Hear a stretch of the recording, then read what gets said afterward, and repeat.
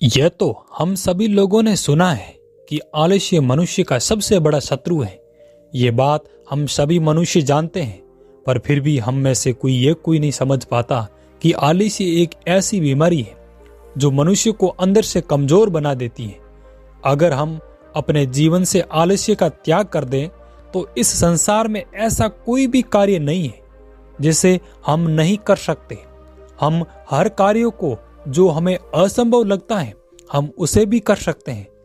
आप क्या करते हैं? अपने काम को कल पर टाल देते हैं और फिर आपका वो कल कभी आता ही नहीं, इसीलिए आप किसी भी कार्य को नहीं कर पाते। अगर आप अपने कार्य को समय पर पूरा कर ले तो आपका कार्य समय पर पूर्ण हो जाएगा। आपको आलस्य का त्याग करना होगा, तभी आप अपने जीवन में कुछ बड़ा कर पाओगे।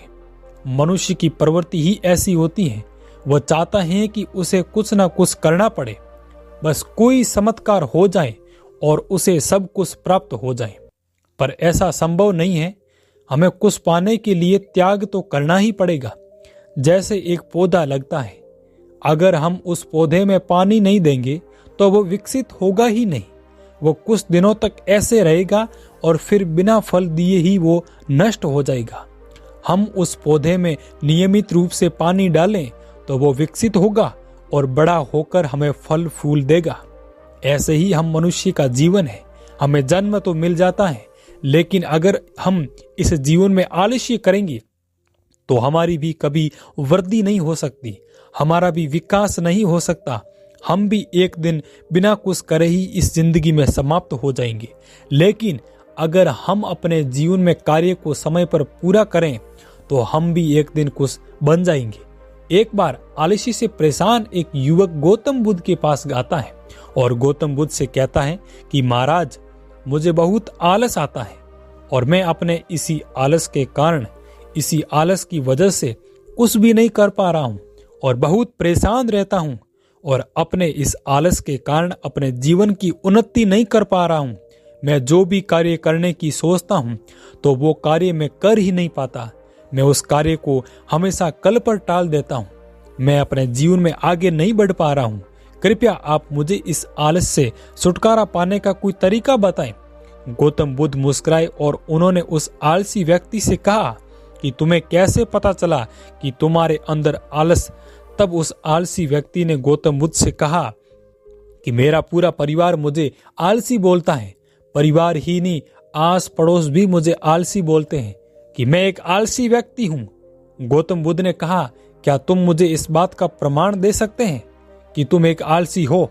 उस आलसी व्यक्ति ने बुद्ध से कहा कि हाँ, मैं इस बात को प्रमाण दे सकता हूँ।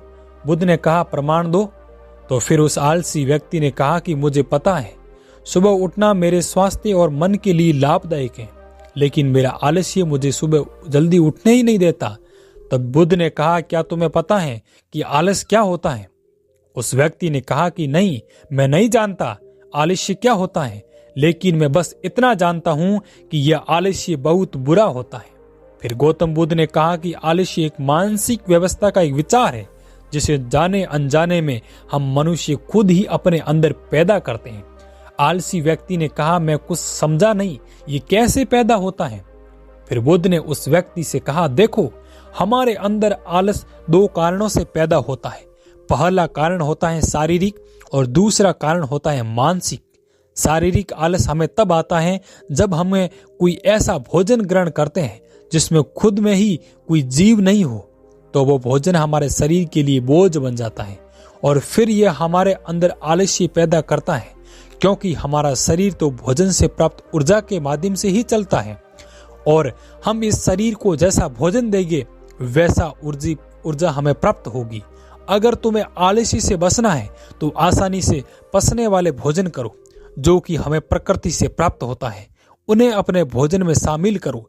शारीरिक आलस्य का दूसरा कारण गलत तरीके से चलना, गलत तरीके से बैठना और गलत तरीके से सोना। गौतम बुद्ध ने उस आलसी व्यक्ति से कहा कि तुम मेरे इन शिष्यों की तरफ ध्यान से देखो, तुम्हें कुछ नजर आएगा। मेरे इन शिष्यों का चलना, उठना, बैठना, सोना, सभी में कुछ खास बात है। इनके चलने में एक तालमेल है और जब ये बैठते हैं तो इनकी रीढ़ की हड्डी बिल्कुल सीधी होती है और इनकी गर्दन उठी हुई होती है, और जब ये सोते हैं तो इनका शरीर शांत और स्थिर होता है। जबकि एक आलसी व्यक्ति जब चलता है तो वो धीरे धीरे आराम से चलता है, जैसे कि उसे चलने में भी जोर आ रहा है। वो झुक के चलता है। जब मेरे ये शिष्य सोते हैं तो ये आराम से और शांति से सोते हैं। इन्हें गहरी और आरामदायक नींद आती है। तब उस आलसी व्यक्ति ने कहा कि बुद्ध, क्या पर्याप्त नींद भी लेना भी जरूरी है? बुद्ध ने कहा कि ना तो हमें ज्यादा सोना चाहिए और ना ही हमें कम सोना चाहिए। ये दोनों ही आलस्य का कारण होता है। हमें पर्याप्त मात्रा में ही नींद लेनी चाहिए।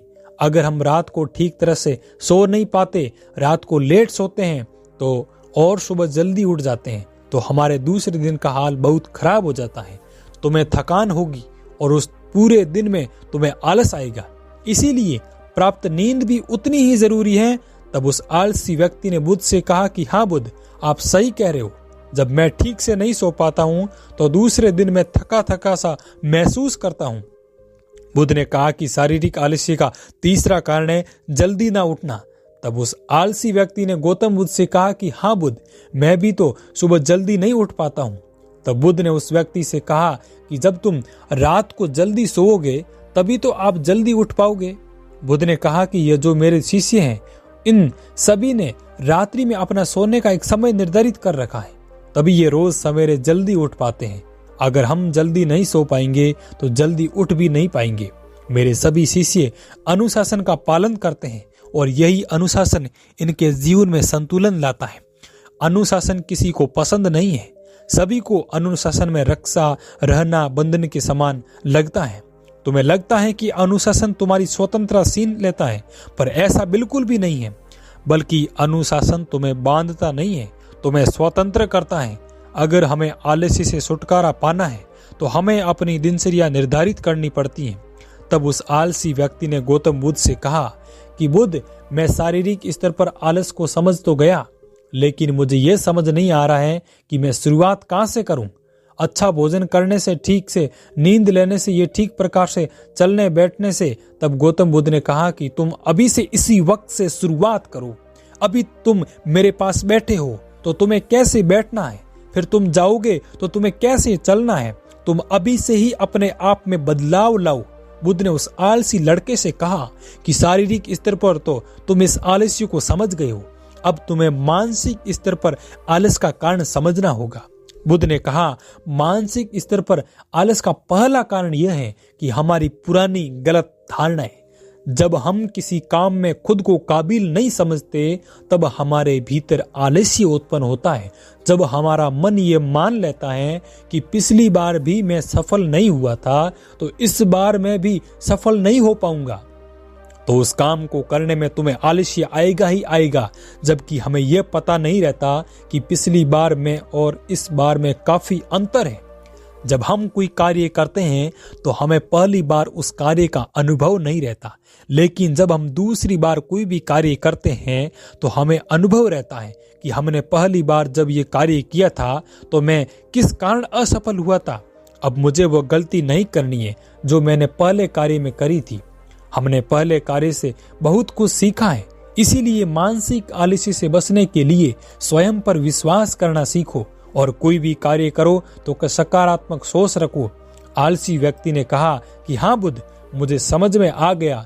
तब बुद्ध ने कहा, मानसिक स्तर पर आलस्य का दूसरा कारण है छोटी सोच वाले आलसी व्यक्तियों के साथ रहना। बुद्ध कहते हैं कि आलसी हमारे अंदर नहीं होता है। आलस हमारे अंदर नहीं होता है, हम खुद आलसी नहीं होते हैं, लेकिन अगर हम ऐसे लोगों के साथ रहते हैं जो कि आलसी है तो हमारे ऊपर भी उसका प्रभाव जरूर पड़ता है। धीरे धीरे हम भी आलसी बन जाते हैं, कामचोर बन जाते हैं। उस आलसी व्यक्ति ने कहा, हाँ बुद्ध, ऐसा ही है कि हम दूसरों की नकल करते हैं। हम सोच लेते हैं इसका कुछ नहीं हुआ तो मेरा क्या होगा। जब हम इसे ही सफलता नहीं मिली तो मुझे भी नहीं मिलेगी। वह लोग हमें अपनी छोटी सोच के कारण आगे नहीं बढ़ने देते और हम उनके साथ चलते रहते हैं तो हम भी आगे नहीं बढ़ पाते। वह लोग हमारे अंदर नकारात्मक भाव पैदा कर देते हैं। तब बुद्ध ने कहा कि सबसे पहले तुम उन आलसी और कमजोर व्यक्ति की संगति से बचो, उनके साथ रहना बंद करो, तभी तुम कुछ कर पाओगे। बुद्ध ने फिर आगे कहा कि मानसिक आलस्य का तीसरा कारण है काम को डालने की आदत। तुम आज का काम कल पर और कल का काम परसों पर डाल देते हो और तुम्हें पता ही नहीं चलता कि कब वह तुम्हारी आदत बन जाए और ये आदत तुम्हारी जिंदगी बर्बाद कर देती है। इसीलिए जो काम आज किया जाना चाहिए उसे कल पर नहीं डालना चाहिए। हमें अपने कार्य को समय पर ही पूर्ण करना चाहिए, क्योंकि काम को टालते रहोगे तो वो बोझ बन जाएगा, फिर बहुत सारा काम हो जाएगा। और अगर साथ के साथ काम करोगे तो संतुलन बना रहेगा। बुद्ध ने कहा कि मानसिक स्तर पर आलस्य का चौथा कारण है हमारा लक्ष्य निर्धारित नहीं होना। फिर हमें आलस आता ही है।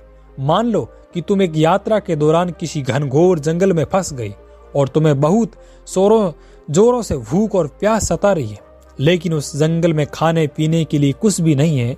तो बताओ ऐसी स्थिति में तुम क्या करोगे? उस आलसी व्यक्ति ने कहा कि मैं भोजन और पानी की तलाश करूंगा।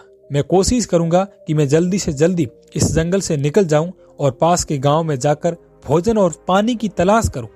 बुद्ध ने कहा कि अगर वहां से निकलने के बाद भी तुम्हें भोजन और पानी ना मिले तो तुम क्या करोगे? तो आलसी व्यक्ति ने कहा कि मैं तब भी प्रयास करूंगा, क्योंकि मेरे पास कोई दूसरा विकल्प नहीं होगा। गौतम बुद्ध ने कहा कि मनुष्य को आलस तभी घेरता है जब उसके पास कोई विकल्प ना हो, जब उसके पास कोई स्पष्ट लक्ष्य ना हो, या फिर उसके सामने बहुत सारे विकल्प हो। अभी तुम्हारा लक्ष्य स्पष्ट है, इसीलिए तुम्हारे शरीर में कोई आलस नहीं आएगा। उस समय तुम्हें पता है कि तुम्हारे शरीर के लिए सबसे ज्यादा जरूरी है खाना पीना ढूंढना है। अगर तुम नहीं ढूंढोगे तो तुम भूख प्यास के कारण मर जाओगे। और जब तुम्हारा लक्ष्य स्पष्ट हो जाएगा तो आलस्य तुम्हारे शरीर में कभी प्रवेश नहीं करेगा। और न ही हमारे लक्ष्य का स्पष्ट होना अति आवश्यक है। अगर तुम सुबह जल्दी उठकर व्यायाम नहीं कर पाते हो तो तुम्हें व्यायाम के बारे में पता ही नहीं है कि व्यायाम करने से शरीर स्वस्थ रहता है। आने वाले समय में तुम्हें बीमारी नहीं होगी, लंबे समय तक युवा ही रहोगे।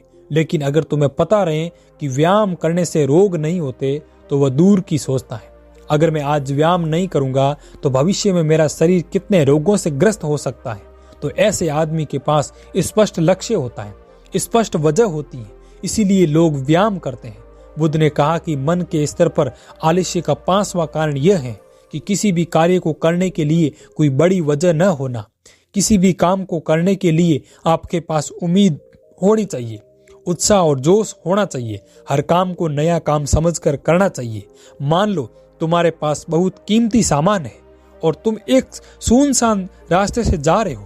तुम चलते चलते बहुत थक गए हो और तुम्हारा बैठने का मन कर रहा है और तुम एक बड़े से पेड़ के नीचे आराम करने के लिए बैठ भी जाते हो। तो तुम वहां पर बैठे थे कि तुम्हारी नजर उस डाकू पर पड़ जाती है। तो उस समय तुम क्या करोगे? तो उस समय क्या तुम्हारा आलस्य तुम्हें भागने नहीं देगा? नहीं, डाकू को देखकर भागोगे, क्योंकि तुम अपने कीमती सामान को उन डाकुओं से बचाओगे। तुम अपने कीमती सामान को उन डाकुओं को नहीं दोगे। तब तुम्हें थकान का अनुभव नहीं हुआ, क्योंकि तुम्हारे भागने की रफ्तार और बढ़ जाएगी। मेरी एक बात, जो तुम्हारा आलस्य तुम्हें उन्हीं कामों को करने से रोक सकता है जिन्हें करने की तुम्हारे पास ठोस वजह नहीं है। वो आलसी व्यक्ति कहता है, मैं समझ गया महात्मा बुद्ध, हमें अपना लक्ष्य निर्धारित करना चाहिए, इससे हमें उमंग उत्साह आ जाता है। वो आलसी व्यक्ति बुद्ध से कहता है कि आपका बहुत बहुत धन्यवाद, आज मुझे आलस का सारा मामला समझ आ गया है। गौतम बुद्ध कहते हैं कि जिस काम को करने की तुम्हारी इच्छा है, स्पष्टता है, तो वह आलसी तुम्हें कभी भी नहीं रोक सकता। दोस्तों, अगर जीवन में आपको कुछ बड़ा करना है तो आपको अपने हर सेकंड का इस्तेमाल करना होगा, क्योंकि आपका एक सेकंड आपके लिए बहुत कीमती है। इसीलिए अपने हर दिन को बेहतर बनाओ और आलस्य का त्याग करो, तभी आप अपने जीवन में कुछ बड़ा कर पाओगे। क्योंकि आलस्य एक दीमक की तरह होता है जो हमें अंदर ही अंदर से खोखला कर देता है। हमें दीमक को नष्ट करना है और आलस को त्यागना है और अपने जीवन में आगे बढ़ना है। तो दोस्तों, ये कहानी, ये वीडियो आपको कैसा लगा? यदि अच्छा लगा है वीडियो या कहानी तो इस वीडियो को लाइक कर दीजिए और दोस्तों के साथ में, अपने फैमिली सदस्य के साथ में शेयर करना न भूलें। और हमें ऐसे ही सपोर्ट करने के लिए चैनल पर फर्स्ट बार हैं तो चैनल को सब्सक्राइब अवश्य कर दीजिए और घंटी वाले निशान पे क्लिक करके उस घंटी वाले निशान को दबा दीजिए, ताकि हम कोई भी यूट्यूब पर ऐसी कहानी वीडियो अपलोड करें तो उसका नोटिफिकेशन सबसे पहले आप तक पहुंचे। तो मिलते हैं ऐसे ही वीडियो में, तब तक बने रहिए। जय भारत, जय हिंद।